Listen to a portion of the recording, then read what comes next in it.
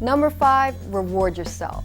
Everyone likes a pat on the back every once in a while, and there's no better time than when you're out of your comfort zone, challenging yourself to improve, and nervous about whether you're going to succeed or not.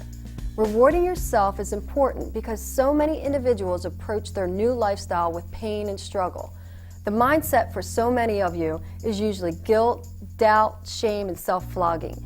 Instead of celebrating the 24 pounds and 7% body fat you lost, you focus on the 6 that you still have to lose. Sound familiar? Some simple ways to reward yourself as you go along learning, creating, and living a new lifestyle are things like compliment yourself. Write down what you would say to anyone else who accomplished what you did. Create an actual plaque or a trophy. Take a vacation or a weekend getaway. Take a day off from a goal activity.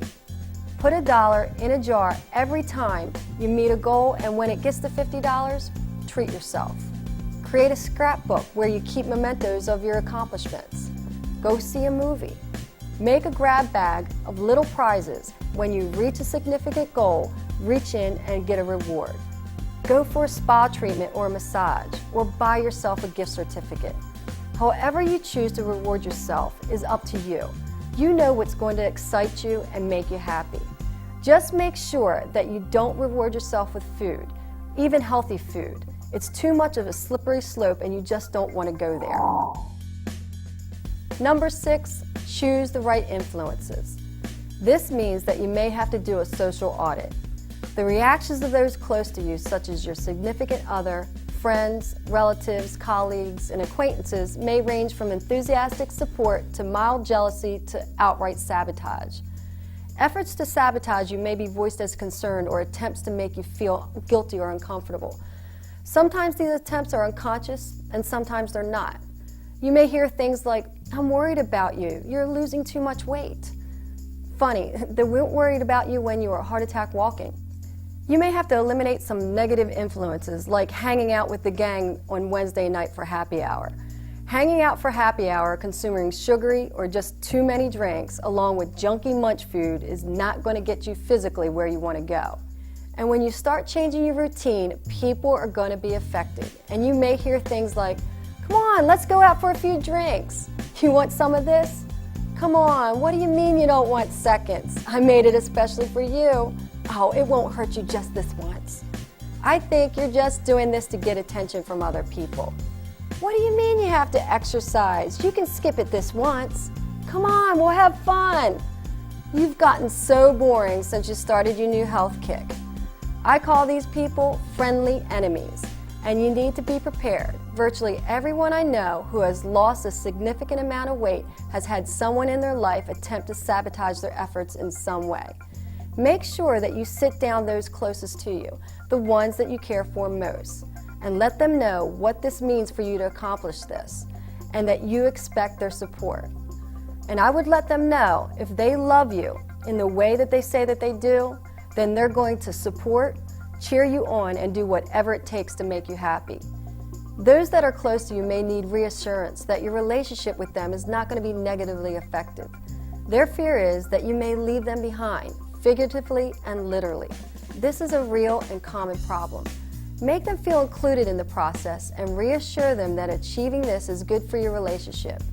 You need to associate with those that support and encourage your lifestyle, like people at the gym, your transition support group, and those that edify and encourage you to be better. If you can't change those around you, then change those around you. Number 7, do a closet cleanup. As you make your way through the Transitions Lifestyle System, you experience more energy, you're sleeping better, and yes, you are shrinking in size. Your body composition is starting to change. As you start going down in size, it's time to start throwing out the fat wardrobe. Donate it if you have to, but just throw it out. Throw away the elastic pants, the full figure fashions, the oversized house dresses, the big men clothes, and the spandex. Toss them. See, I know how you think. You keep those clothes around just in case. No. Throwing out those clothes that no longer fit you builds another level of accountability into your life and will help you stay on course. The reason that this is important If you hang on to those larger size clothes, that means that subconsciously you're expecting to fit back into them someday. You're clinging to that fat lifestyle and psychologically that fat mindset. If those clothes stay in your closet, you're committing to failure.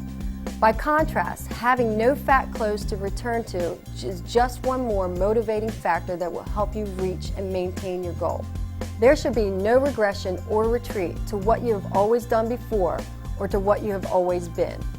Have the willingness and the courage to throw off your past and go after your goals and pursue a life that is defined as healthy and fit. Number 8, don't get discouraged. Don't get discouraged if you have a bad day or if you're thinking that you're not getting fast enough results. Many people I know use setbacks as a reason why to let themselves off the hook, consciously and unconsciously. You will experience setbacks, everyone does. The best way to look at setbacks is to see them as challenges and a natural part of progress. Challenges add meaning to your life and represent opportunities for you to grow. If you overcome your setbacks and reach your goals despite of them, you have shown true strength, character, discipline, and determination. Your ultimate sense of accomplishment will be that much greater. And if you're not getting the results that you think you should at this point, well, ask yourself, are you following the system? Are you? Are you truly eating low glycemic? Are you journaling? Have you written out your goals? Are you taking your supplements and are you exercising? More than likely, one of these are missing and you need to be honest with yourself and follow the system completely. Number 9, fail-proof your environment. Whatever your trouble spot is, and I'm sure you already know it, you need to have some strategies in place to overcome these prominent weaknesses, because there will be situations that arise when you will be faced with challenges and temptations. For most of you, it's eating out, eating away from home, or eating too much while you're on vacation. The key is to take some time to plan those situations and identify those things that could and should be the focus of your weight management efforts.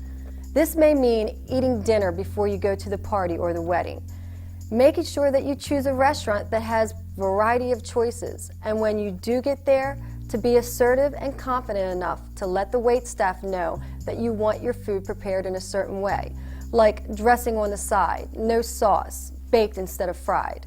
Or maybe you will have to drive a different route to work so you're not tempted to visit your favorite bakery. If you have a strategy in place, there's no reason for you to backslide when something arises, as you know it will. Remember, you are in control. And number 10, share your story. The best way to stay on track is to share your story. Stretch your capabilities in an effort toward improvement. Let people know exactly where you started, and where you started is not where you are now. You will inspire commitment, instill a vision, and excite people for a better life, just as someone has done it for you. You have now gained access to your real power and the power to impact others to their personal health and controlling their weight.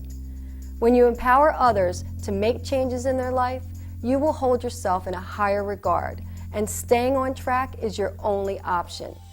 I can see you living the life and being the person that you've always wanted to be. You make the decision every day of who you will be and what your life will become by the actions you take. You are the architect of your life. I want to extend a personal invitation to you to be part of the life and be a coach. Choose to live well and live long